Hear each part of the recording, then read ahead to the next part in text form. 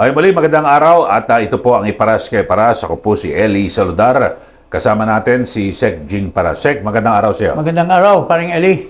Magandang araw naman sa ating mga kababayan na finally, after nagdusa at naghintay with anxiety and, thinking of their family, nakarating na rin, finally sa ating bansa. Of course, hindi naman natin ipagkakaila na nag-angkat ng sasakyan or aeroplano Chartered. ang ating pamalaan. Pero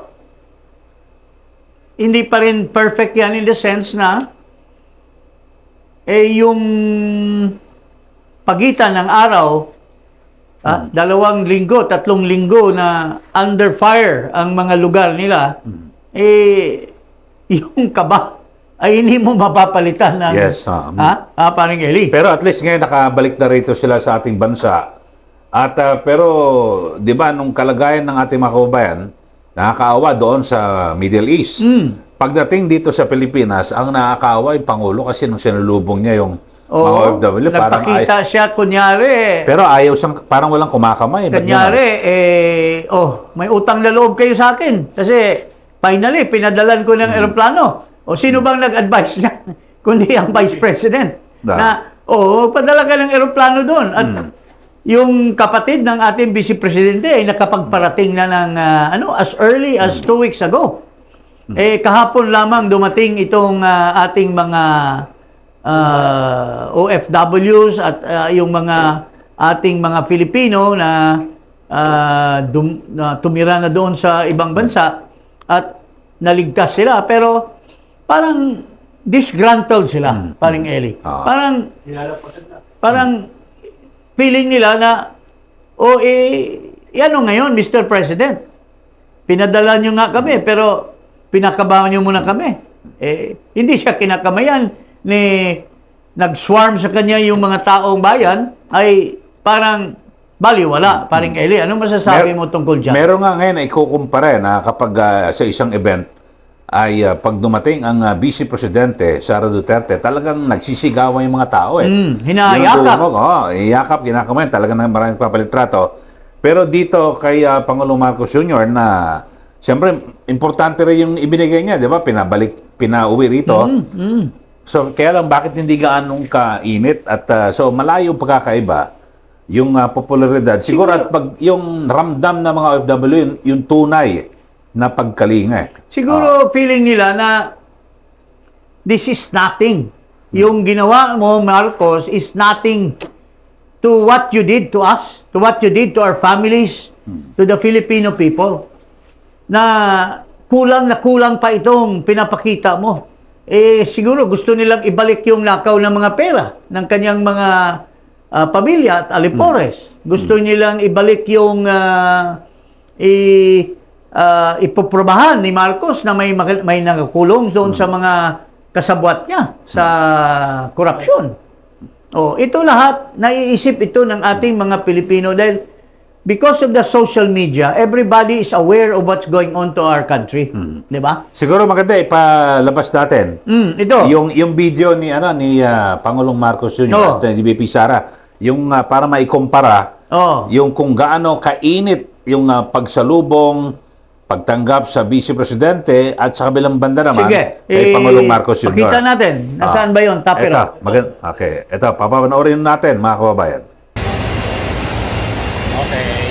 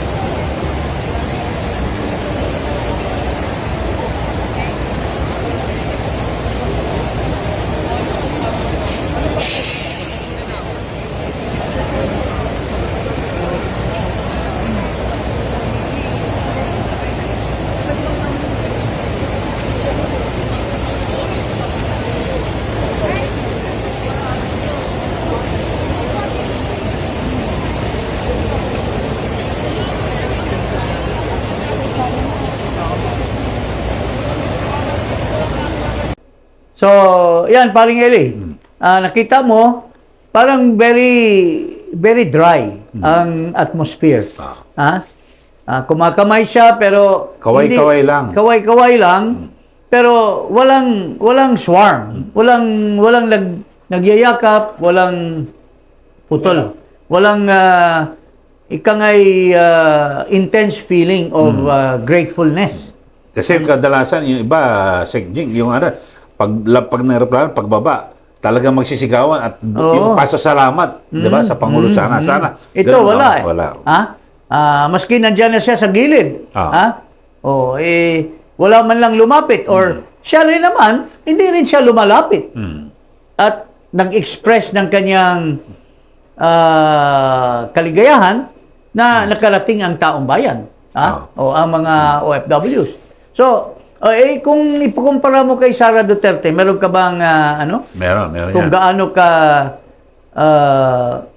Kainit yung kainit pagtanggap. ang pagtanggap ng mga tao tuwing pupunta si Duterte sa mga iba-ibang lugar?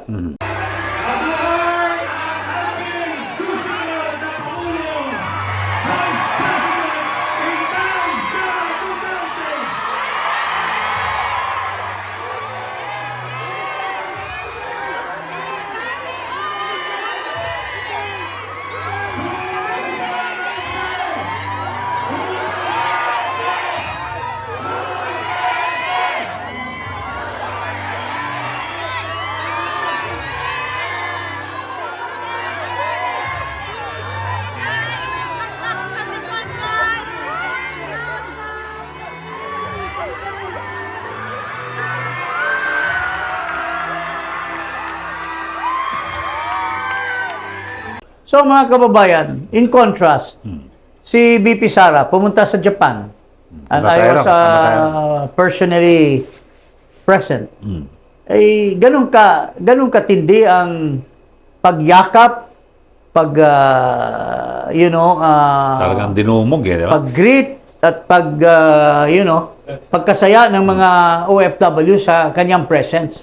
Unlike dito, mga OFWs din dumating sa Pilipinas, supposedly may utang na loob. Tinulungan di ba? Tinulungan sila, pero baliwala. Siguro sa loob-loob ng, uulitin ko, sa loob-loob ng mga, Marcos, mas marami ka pang utang sa amin. Mas marami ka pang pagbabayaran sa mga Pilipino. Kaya wag mo kaming isipin na kami ay may utang na loob ngayon at magyayakap sa iyo at magsisigaw para sa iyo. I think that's the feeling of a lot of Filipinos, even in the United States when he went there. Sinalubong siya ng boo at Marcos alis dyan or something like that. So this is the kind of treatment the Filipinos are feeling or are doing to Marcos Jr. Lalo na in the sense na negative ang trust rating niya. Negative 9 as held by the Pulse Asia survey, pinaka-recent, paring Eli. So pero dito ngayon ay nagkakagulo rin dito sa ating bansa kasi yung issue ng crisis, may crisis ba talaga o wala? Kasi eto may inutos na si PBBM na bumuo ng crisis committee pero yung kanyang tagapagsalita nagsasabi na walang crisis. Pero ako tingin ko Segjing meron ng crisis dahil sa yung mga tao talagang nahihirapan na, di ba? So, Yeah. Alam mo, maganda sigurong ipakita natin mamaya itong very very creative ito si Attorney Libayan Mayroon siyang kanta para kay Claire Castro, ipatugtog natin mamaya-maya. Pero unahin muna natin itong Anli Sabaw. unahin muna natin itong sinasabi ni Marcos News item, Jr. Sige. Ayan, President Marcos inutos ang pagbuo ng crisis committee. Ibig sabihin, kung bumuo, may krisis. Opo. So, ayon po yan kay Palace Press Officer Yusek Claire Castro sa gitna ng patuloy na tensyon sa Middle East. So, bago pa po nag-suggest na gumawa ng crisis committee, nag-utos na po ang Pangulo na maggawa ng officially ng crisis committee. Yan po sabi ni Yusek Castro. Ito po ay tututok lalong-lalo na kung ano ba ang pangangailangan ng ating mga kababayan, paano hindi mapuputol yung supply ng ating mga pangangailangan sa oil, sa fuel, at sa mga pangunahing pangangailangan ng ating mga kababayan. So, yan po ang binabanggit ng Malacanang. So, meron na pong crisis committee na binuo para tutukan ito hong, siyempre, pinakamatindi rito yung epekto nito hong patuloy na pagtaas ng presyo ng produktong petrolyo. Pero ang ipinagtataka ng marami, Sec Jing, dito, binanggit ni Pangulong Marcos na 50 to 60 days yung imbak natin, yung stock natin na langis. Pero makalipas ng 2 linggo, grabe, sunod-sunod yung pagtataas. Ganon. Well, this is not a crisis in the sense. This is a mismanagement and the lack of governance. Kasi, klarong-klaro na hindi naagapan ang pagsasamantala ng mga nagbibenta ng krudo sa publiko. Kasi, yung kanilang stock sa bawat gasolinahan, gasoline station, sa kanilang depot, ay bayad na yan ng presyo bago nag-crisis sa Middle East. So, kung ibibenta nila yan, mayroon na yung presyo na tama. Pero nagkaroon lang ng news na may crisis, mayroong problema sa Strait of Hormuz, and so on, biglang tinaasan yung mga presyo. Ha? Instead na sa dating presyo ngayon, nasa 102 pesos na ang diesel. Nasa 89 pesos na ang gasolina. Pero anong ginawa ni Marcos? He has not done anything about it. Mayroon na bang nakulong, paring Eli? Wala sa pa. mga nag-violate? This is plainly economic sabotage by these Wala, binigyan na ng oil parang importers, Chocos order. oil suppliers. No. So walang sample. Kung sa panahon pa ni Duterte yan, baka lahat na yan ay natatakot na at biglang walang increase in prices. Oh. Pero itong lukaret ng Malacanang, itong pinagbabayaran natin ng buwis natin, taxpayers' money, at dadak ng dadak dyan sa Malacanang, hindi alam kung may laman ba ang utak nitong babaeng ito, anong sinasabi? Wala daw krisis. No, wala daw tayong tawagin na oil crisis. Nagbibigay na nga ng mga allowances sa mga jeepney. Nagbibigay. So, paano? Napakatanga nitong babae na ito, paring Eli. Ha? Wala na bang ibang mas tanga pa dito? Sinasabi ng kanyang Pangulo, magtatayo ng committee to arrest the crisis, or anong pangalan nitong committee na ito? Basta crisis committee lang. Crisis committee. Ito namang lukaret na dikya ang utak ay wala daw oil crisis. Nagsabi na nga yung Department of Energy na kalihim na pinaghahandaan na nila. May mga pinakiusapan na sila ng mga importers at ang gobyerno din mismo mag-i-import din.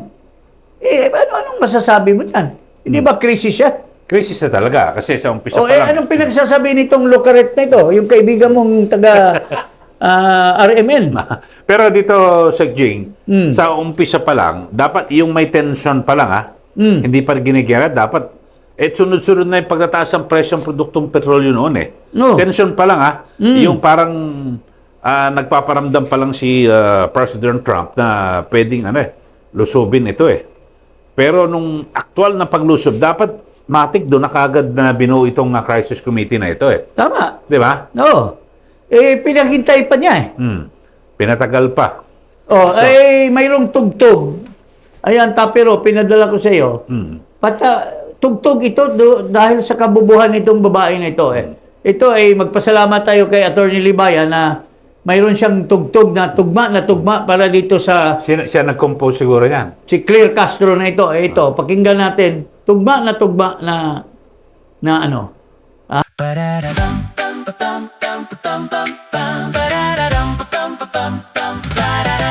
Pag humarap sa kamera, todo ang kumpiyansa. Akala mo eksperto sa lahat ng paksa. Salitang malalim pero walang direksyon. Sa mga katanungang kamot sa ilong ang tugon. May mga print out pa na ipinakita, pero kahit siya hindi alam ang sinasabi niya. Bawat sagot parang usok na naglaho. Ang laman ng paliwanag, puro hangin ang labo. Sawang-sawa na sa alisabaw, updates mong singluma ng bahaw. Tuyot sa'yo ang taong sa kaalaman ay uhaw. Bawat bukas ng bunganga, anli ampaw. Okay lang sana, pwede pagbigyan, pero ang dami ng taong nalinlang mainit. Andyan busy ang lalamunan, pero ang utak kawawa, walang laman. Walang laman ang utak mo. Locaret Castro, sabi ni Attorney Libayan sa kanyang pinatugtog na kanta. Paring Eli.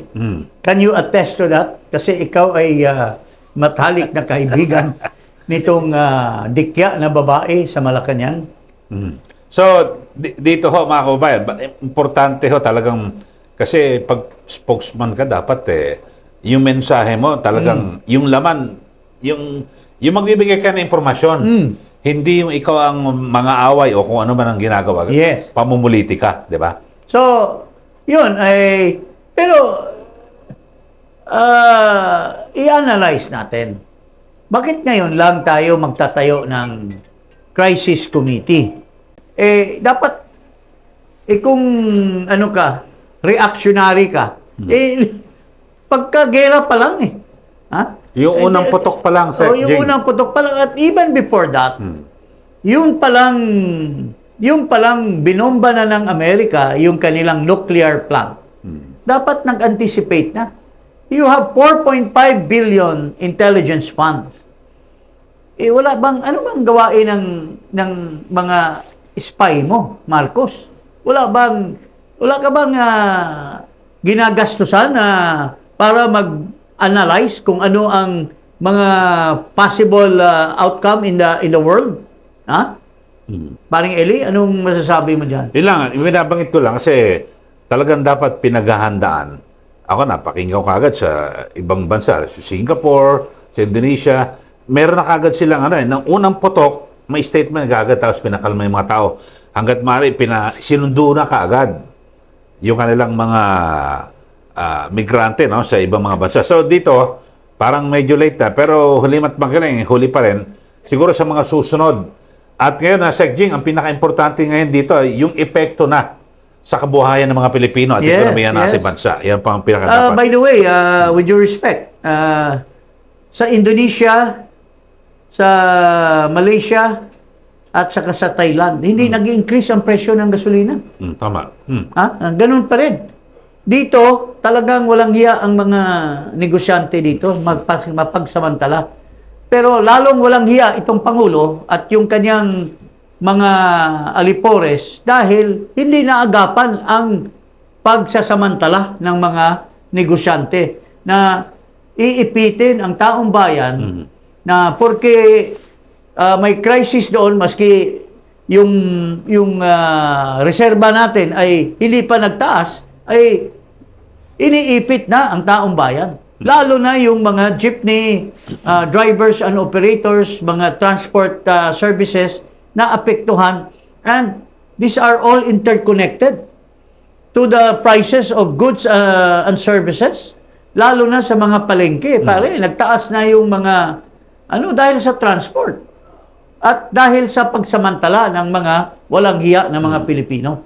Yeah, so, Okay, so abangan natin at mga susunod na hakbang. Pero mga kababayan, kapit lang ho. Talagang matindi ho. Itong dinadanas natin na krisis po dito po sa ating At bansa. to say the least, we cannot look back to what happened during the time of his father, itong Marcos Sr., na nagrarasyon tayo ng langis.